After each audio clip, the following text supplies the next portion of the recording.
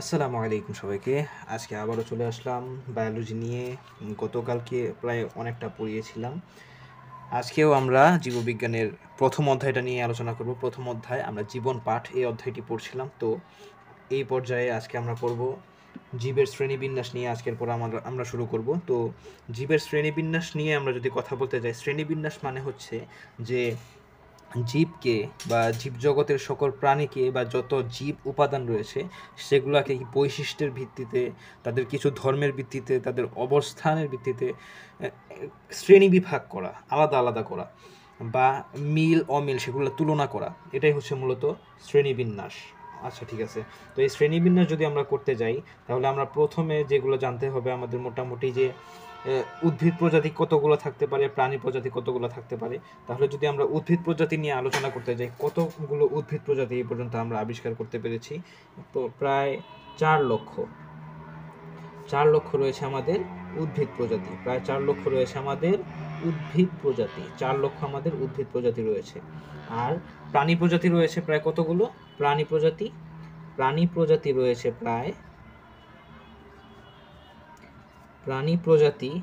প্রায় 13 লক্ষ। প্রাণী প্রজাতি রয়েছে প্রায় 13 লক্ষ। আমাদের 4 লক্ষ রয়েছে উদ্ভিদ প্রজাতি, 13 লক্ষ রয়েছে প্রাণী প্রজাতি। এখন আমাদের এই পর্যায়ে আরেকটা যেটা গুরুত্বপূর্ণ জিনিস, সেটা আমাদের জানতে হবে যে এই শ্রেণীবিন্যাসের উদ্দেশ্যটা কি। শ্রেণীবিন্যাসের উদ্দেশ্য কি?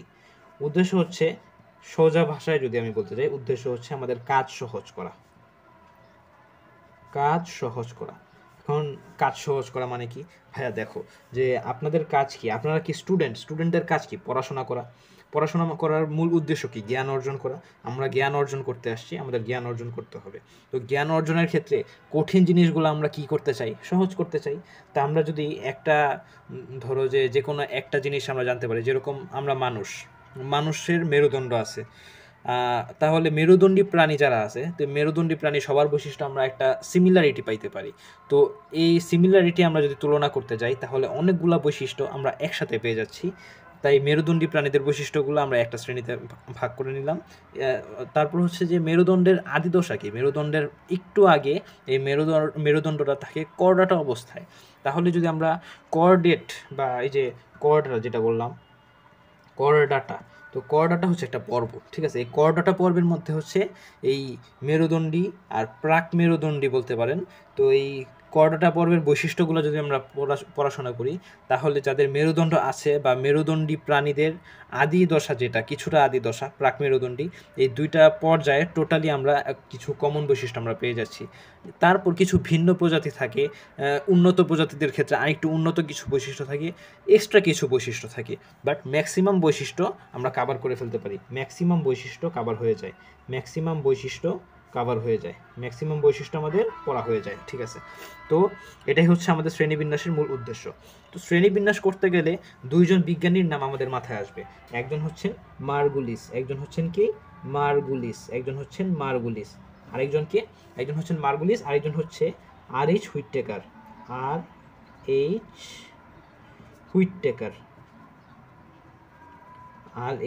হুইটেকার এই দুজন। আর এইচ হুইটেকার কি করছিলেন, যে এই জীবজগৎকে 5টা ভাগে ভাগ করছিলেন। এই 5টা ভাগ কি? এই যে 5টা ভাগ বলতে 5টা রাজ্যে ভাগ করছিলেন। সেই 5টা রাজ্য হচ্ছে মনেরা, প্রোটিস্টা, ফানজাই, প্লান্টি, অ্যানিমেলিয়া। এই 5টা ভাগে ভাগ করছিলেন কে? আর এইচ হুইটেকার। এই কাজটা কে করছিলেন? হুইটেকার। 5 ভাগে কে ভাগ করছিলেন? হুইটেকার। ওকে, ঠিক আছে, 5 ভাগে ভাগ করছেন হুইটেকার। বাট হুইটেকারের পর আমাদের যে একজন দাদা মশাই আছেন মার্গুলিস, এই মার্গুলিস কি করলেন?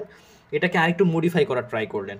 এখন হুইটেকার তো একজন বড় বিজ্ঞানী হয়ে গেছে এটা আবিষ্কার কইরা, এখন হুইটেকারের উপরে যাইতে হবে। কি করে যাব? একটু আমরা কি করলাম, মডিফাই করে ফেললাম, ঠিক আছে। তো মার্গুলিস কাকা কি করছেন? 2 ভাগে ভাগ করছেন। এই কাজটা 2 ভাগে ভাগ করার কাজটা কি করছেন? মার্গুলিস 2 ভাগে ভাগ করছেন। মার্গুলিস কি করলেন? এই 5টা রাজ্যের মধ্যে 2টা পার্ট করলেন। কি? একটা হচ্ছে সুপার কিংডম 1, আরেকটা হচ্ছে সুপার কিংডম 2। সুপার কিংডম 1টা কি? প্রোক্যারিওটা। আর সুপার কিংডম 2টা কি? ইউক্যারিওটা। এখন ঘটনা হচ্ছে যে প্রোক্যারিওটা কি আর ইউক্যারিওটা কি। এই প্রোক্যারিওটা আর ইউক্যারিওটার বৈশিষ্ট্য আমাদের কিছুটা জানা লাগবে। প্রোক্যারিওটা আর হচ্ছে গিয়া ইউক্যারিওটা। এই দুইটার বৈশিষ্ট্য আমাদের মোটামুটি একটু জানা থাকা লাগবে। তো আমরা একটু সহজে যদি মনে রাখি, প্রোক্যারিওটা মানে কি? প্রোক্যারিওটা হচ্ছে কি আদি কেন্দ্রিক, আদি কেন্দ্রিক, আদি কেন্দ্রিক। আর ইউক্যারিওটা মানে কি প্রকৃত কেন্দ্রিক, প্রকৃত কেন্দ্রিক।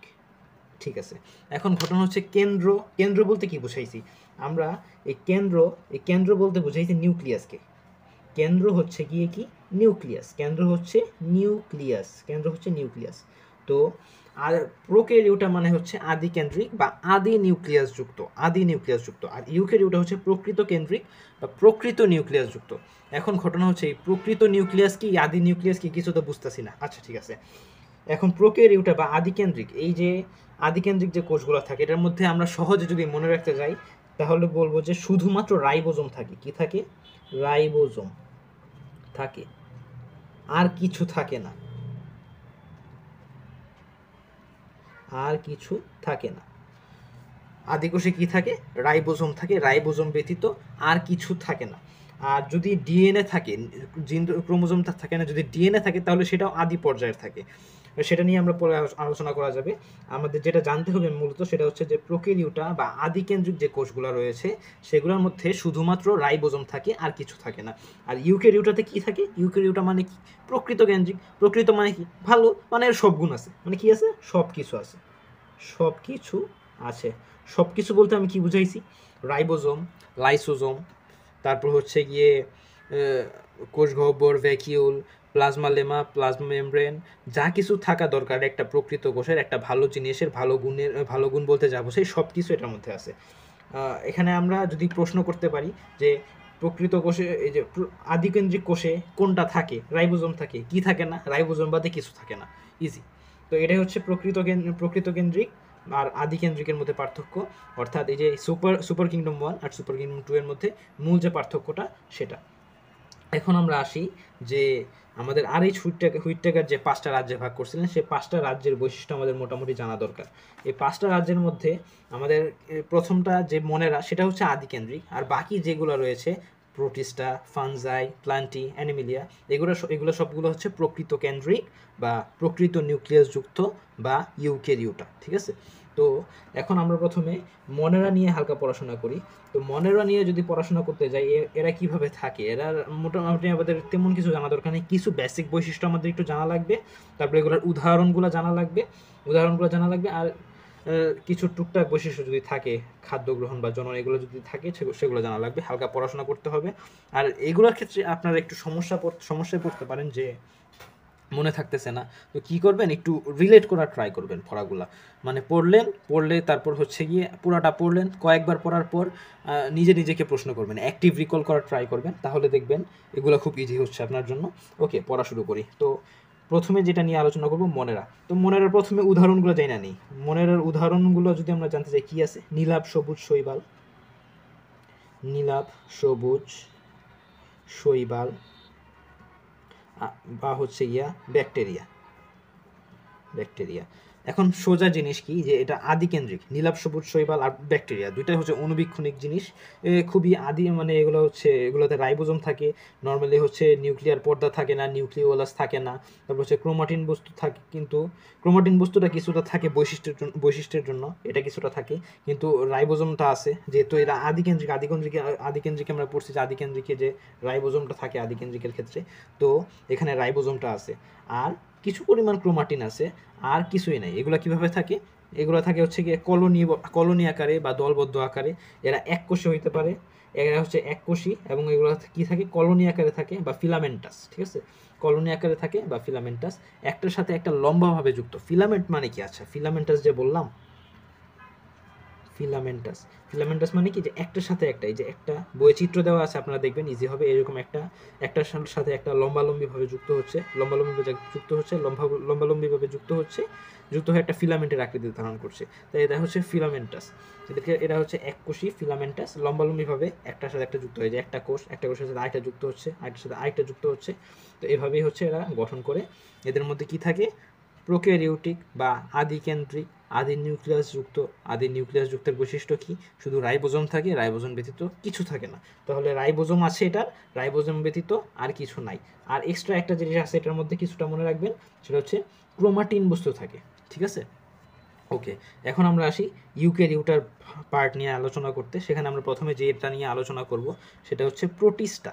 আচ্ছা, তো প্রোটিস্টা হচ্ছে, এদের কিছু বৈশিষ্ট্য কমন আছে এখানে।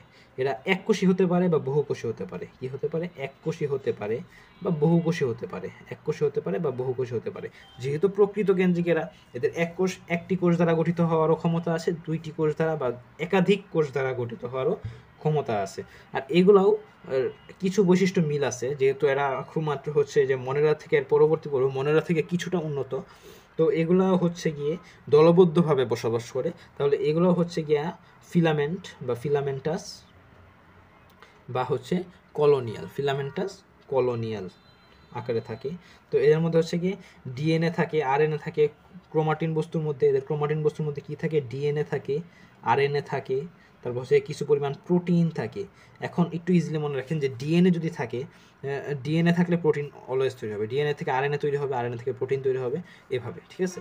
তো এটাই ঘটনা, ডিএনএ থেকে আরএনএ তৈরি হতে পারে, আরএনএ থেকে প্রোটিন তৈরি হতে পারে, ঠিক আছে। ডিএনএ থেকে আরএনএ হচ্ছে ট্রান্সক্রিপশন, আর আরএনএ থেকে প্রোটিন হচ্ছে ট্রান্সলেশন, এভাবেই তৈরি হয়। তাহলে ডিএনএ যেখানে আছে সেখানে আরএনএও আছে, প্রোটিনও আছে, ইজি, ঠিক আছে। তো এই কোষে সকল ধরনের অঙ্গাণু থাকে, রাইবোজোমও থাকে, আর যেহেতু প্রকৃতি কেন্দ্রিক, রাইবোজোম সহ যা কিছু আছে সব কিছু এখানে থাকে, সব কিছু থাকে, সব কিছু থাকে, ঠিক আছে। আর এটার উদাহরণগুলো যদি আমরা পড়ি, উদাহরণ আমরা কি পাবো? অ্যামিবা, অ্যামিবা, আর এটা হচ্ছে ডায়াটম, অ্যামিবা আর হচ্ছে ডায়াটম। ডায়াটমটা কি? ডায়াটম হচ্ছে এককোষী শৈবাল, ঠিক আছে। ডায়াটম হচ্ছে এককোষী শৈবাল, ডায়াটম হচ্ছে এককোষী শৈবাল। ওকে, এরপরে আমরা আসি ফানজাই।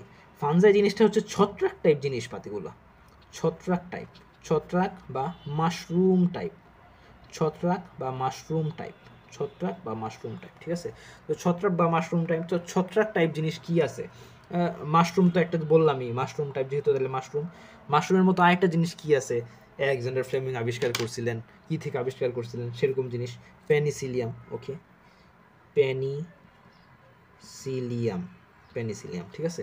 তো পেনিসিলিয়াম, আর কি থাকতে পারে? ইস্ট থাকতে পারে, মাশরুমের মতো যে জিনিসগুলো আসে, মাশরুম বা ছত্রাক টাইপ, তাহলে মাশরুমের মতো বা ছত্রাকের মতো জিনিস কি আছে? পেনিসিলিয়াম, ওষুধ তৈরিতে কাজে লাগে। তারপর আরেকটা এরকম কি আছে? মাশরুম টাইপ কি আছে? ইস্ট, মাশরুম টাইপ কি আছে? ইস্ট আছে, ঠিক আছে। এভাবেই আপনারা ইজিলি মনে রাখতে পারেন। আচ্ছা, মাশরুম কই থাকে? এটা মূলত হচ্ছে গিয়া স্থলজ হয়ে থাকে, ঠিক আছে, স্থলজ হয়ে থাকে। মাশরুম বা ছত্রাক বা ব্যাঙের ছাতা যেটাকে বলে আর কি, এটা স্থলজ হয়ে থাকে, স্থলজ হয়ে থাকে। ওকে, স্থলজ যদি হয় এটা তো অবশ্যই একটা উদ্ভিদের উপর নির্ভর করে থাকে, তাহলে এটা অবশ্যই পরজীবী, অবশ্যই পরজীবী। আর কখনো কখনো দেখবেন যে এটা হচ্ছে গিয়ে মৃত প্রাণী বা মৃত উদ্ভিদের উপর জন্মায়, তাহলে এটা মৃতজীবীও হতে পারে, মৃতজীবী। তাহলে কি জানলাম? যে ফানজাই কি? ফানজাই নাম শুনলেই মনে হইতেছে যে একটা ছত্রাক ছত্রাক ভাব, ঠিক আছে। তো ফানজাইটা হচ্ছে ছত্রাক বা মাশরুম টাইপ জিনিস যেগুলো আছে সেগুলা। তো ছত্রাক বা মাশরুমের মতো কি জিনিস আমাদের মাথায় কমনলি আসে? ছত্রাক বা মাশরুমের মতো আলেকজান্ডার ফ্লেমিংয়ের একটা ঘটনা পড়ছিলাম, সেখানে তিনি পেনিসিলিয়াম আবিষ্কার করছিলেন। তো ঠিক আছে, পেনিসিলিয়াম আবিষ্কার করা হয়েছিল, তো এটা একটা মাশরুম টাইপ বা ছত্রাক টাইপ জিনিস, ঠিক আছে। বাসায় রান্না করার ক্ষেত্রে আমরা দেখি যে আমাদের বাসায় যখন ধরেন নান রুটি বানায় বাসায়, বা অন্য কিছু রান্না করতে, অনেক পাউরুটি বানাইতে যখন যায়, তখন কি করে যে ইস্ট ব্যবহার করে। ইস্ট ব্যবহার করলে কি হয়? যে পাউরুটিটা ফুলে যায়। তো ইস্ট একটা ছত্রাক টাইপ জিনিস, ছত্রাক থেকে তৈরি হয়। তো এই ছত্রাক, ইস্ট, মাশরুম এগুলো হচ্ছে গিয়ে ফানজাইয়ের উদাহরণ। আর এগুলা কই থাকে? ব্যাঙের ছাতা কই হয়? আমরা দেখব যে স্থলজ উদ্ভিদের মধ্যেই হয়। কি হয়? এটা একটা উদ্ভিদের উপর নির্ভর করে থাকে, তাই অবশ্যই এটা পরজীবী। অনেক সময় যে মৃত উদ্ভিদ বা মৃত প্রাণীর উপরে জন্মায়, তাই এটা হচ্ছে মৃতজীবী হয়ে থাকে, ঠিক আছে। তো ছত্রাকের ক্ষেত্রে একটা যেটা বেসিক, সবচেয়ে ইম্পর্ট্যান্ট, অনেক ইম্পর্ট্যান্ট একটা প্রশ্ন, সেটা হচ্ছে যে এর যে প্রাচীর, ছত্রাকের যে প্রাচীরটা হচ্ছে কাইটিন নির্মিত, কাইটিন, ছত্রাকের প্রাচীরটা হচ্ছে কাইটিন নির্মিত, কাইটিন নির্মিত। এখানের মধ্যে যদি এমসিকিউ এর ক্ষেত্রে সবচেয়ে ইম্পর্টেন্ট প্রশ্ন কোনটা, এটা, সেটা কি যে ছত্রাকের প্রাচীর বা ফানজাইয়ের প্রাচীর সেটা হচ্ছে কাইটিন নির্মিত। তো এটার মধ্যে কিছু জিনিস থাকে না, যেটা হচ্ছে ক্লোরোপ্লাস্ট থাকে না, আর এটা হচ্ছে তাই খাদ্য তৈরি করতে পারে, নিজের খাদ্য নিজে তৈরি করতে পারে না, ক্লোরোপ্লাস্ট থাকে না, ঠিক আছে। তো এটার মধ্যে কি থাকে না, ক্লোরোপ্লাস্ট থাকে না, ক্লোরোপ্লাস্ট নাই। নাই মানে কি, খাদ্য তৈরি হয় না, খাদ্য তৈরি হয় না, তাহলে খাবার তো খেতে হবে বাঁচার জন্য, বাঁচার জন্য খাবার তো খেতে হবে, তাই সেটা পরজীবী, অন্য উদ্ভিদের উপর নির্ভর করে, তার মানে হচ্ছে পরজীবী, ঠিক আছে। তো ক্লোরোপ্লাস্ট নাই, তাই খাদ্য তৈরি হয় না, খাদ্যের জন্য অন্য উদ্ভিদের উপর নির্ভর করে, তাই এটা পরজীবী, এটা কাইটিন নির্মিত। আর এটার বংশবৃদ্ধি হয় স্পোর প্রকৃতির, হ্যাপ্লয়েড স্পোরের মাধ্যমে বংশবৃদ্ধি হয়, হ্যাপ্লয়েড স্পোরের মাধ্যমে বংশবৃদ্ধি হয়, হ্যাপ্লয়েড স্পোর, হ্যাপ্লয়েড স্পোরের মাধ্যমে এটার বংশবৃদ্ধি হয়ে থাকে। তো মোটামুটি অনেকটা আলোচনা করলাম ফানজাই নিয়ে, এখানে ফানজাইটা খুবই ইম্পর্টেন্ট, ফানজাইটা খুবই ইম্পর্টেন্ট। ওকে, তো এখন আমরা আসি প্লান্টি নিয়ে আলোচনা করতে। তো প্লান্টি জিনিসটা, এই যে প্লান্ট, প্লান্টি মানে কি, প্লান্টির নাম শুনেই বুঝে যাচ্ছে এটা হচ্ছে প্লান্ট। তো প্লান্ট যদি হয়, প্লান্ট মানে কি, উদ্ভিদ, উদ্ভিদ মানে কি, উদ্ভিদ মানে কি, উদ্ভিদ মানে আমাদের মাথায় সচরাচর কি আসে, আম জাম কাঁঠাল কলা লিচু এগুলাই তো আসে, ঠিক আছে। তো আম জাম কাঁঠাল কলা লিচু এগুলাই তো আসবে।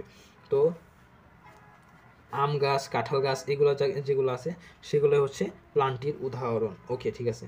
তো প্লান্টির ক্ষেত্রে আমরা যেটা জানবো যে প্লান্টিতে কি আছে, ক্লোরোপ্লাস্ট থাকে, প্লান্টিতে কি থাকে, ক্লোরোপ্লাস্ট থাকে, ক্লোরোপ্লাস্ট থাকে। ক্লোরোপ্লাস্টটা কি আসলে হচ্ছে এটা প্লাস্টিড, হ্যাঁ, প্লাস্টিড, ক্লোরোপ্লাস্ট একটা প্লাস্টিড। তো সবুজ রং ধারণ করি, ক্লোরোফিল ধারণকারী প্লাস্টিড, সেটা হচ্ছে ক্লোরোপ্লাস্ট। তো এটা হচ্ছে প্লাস্টিড, প্লাস্টিড থাকে, তাই নিজের খাদ্য নিজে তৈরি করতে পারে, নিজের খাদ্য নিজে তৈরি করে, নিজের খাদ্য নিজে তৈরি করে, ঠিক আছে।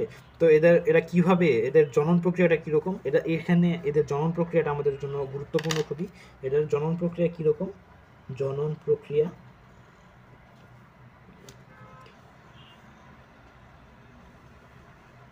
প্লান্টের জনন প্রক্রিয়া কীরকম, প্লান্টের জনন প্রক্রিয়াটা হচ্ছে, প্লান্টের জনন প্রক্রিয়াটা হচ্ছে anisogamous, anisogamous, anisogamous, anisogamous, anisogamous.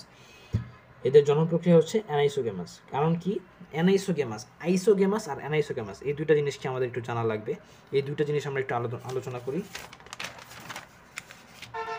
আইসোগ্যামাস আর হচ্ছে অ্যানাইসোগ্যামাস,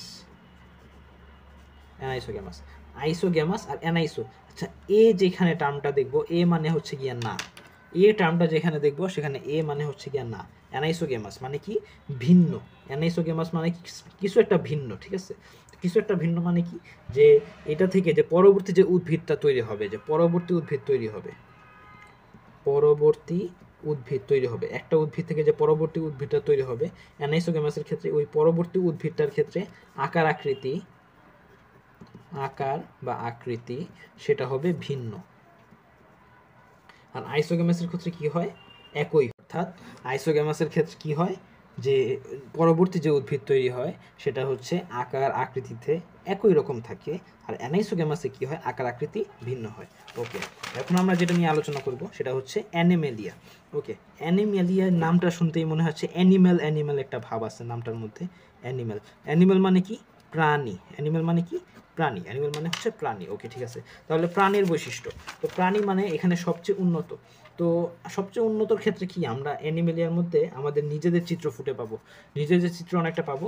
অ্যানিমেলিয়ার মধ্যে আপনি যদি ইজিলি কিছু করেন তাহলে দেখবেন যে মানুষের বৈশিষ্ট্যগুলোর মধ্যে কিছু মিল পাবেন, মানুষ, তারপর হচ্ছে ইয়া, বা এটা হচ্ছে আপনি পাবেন যে স্তন্যপায়ী,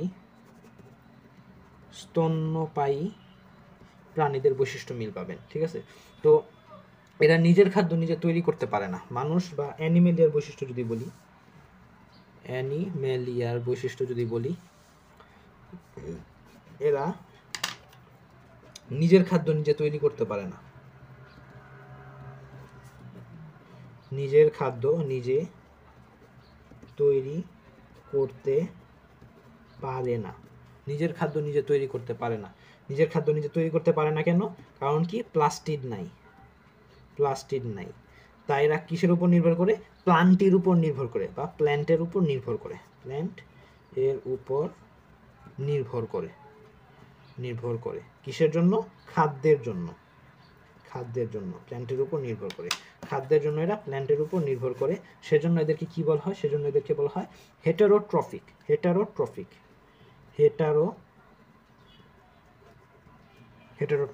খাদ্যের জন্য এরা প্ল্যান্টের উপর নির্ভর করে, তাই এদেরকে হেটারোট্রফিক বলা হয়। এর উদাহরণ কি হতে পারে? মানুষ হতে পারে, বাঘ হতে পারে, তারপর হচ্ছে গিয়া কিছু ভিন্নধর্মী অ্যানিমেলিয়ার আসে, যেগুলো হচ্ছে বাদুড় হতে পারে, নীলতিমি হতে পারে। তো এসব অ্যানিমেলিয়ার মধ্যে এসব প্রাণী আছে। তারপর হচ্ছে বিভিন্ন যত প্রাণী আছে সব হচ্ছে গিয়া অ্যানিমেলিয়ার মধ্যে পড়ে। ওকে, তো আজকে আপাতত আমরা এতটুকুই রাখতেছি। তো মোটামুটি আমরা পরবর্তী ক্লাসে আমরা শ্রেণীবিন্যাসের ধাপ সম্বন্ধে আলোচনা করব। আমরা এখন যে শ্রেণীবিন্যাসের যে ভাগগুলো রয়েছে, কিংডমগুলো রয়েছে, রাজ্য ছিল, সেগুলো আমরা পড়লাম। তো আজকে অনেকগুলো পড়াশোনা করলাম আমরা। তো এগুলো আপনারা একটু ভালো করে পড়বেন, ভালো করে মনে রাখার ট্রাই করবেন, কয়েকবার পড়বেন। এখান থেকে সিকিউ কোয়েশনগুলোও আসে, সিকিউ আসে, তারপর হচ্ছে কিছু এমসিকিউও আসে। সিকিউ আর এমসিকিউ দুইটার জন্য আজকের টপিকটা ইম্পর্টেন্ট ছিল। তো আমি যতটুকু পারছি কম্প্যাক্ট করে সহজ করে বুঝিয়ে দেওয়ার চেষ্টা করেছি। আশা করি আপনাদের খুব উপকার হয়েছে এটা দিয়ে। আপনারা এটা ক্লাসটা করবেন এবং পড়াশোনা করবেন, ইনশাআল্লাহ ভালো হবে। তো আজকের মতো এখানেই শেষ করছি। ধন্যবাদ সবাইকে। আসসালামু আলাইকুম।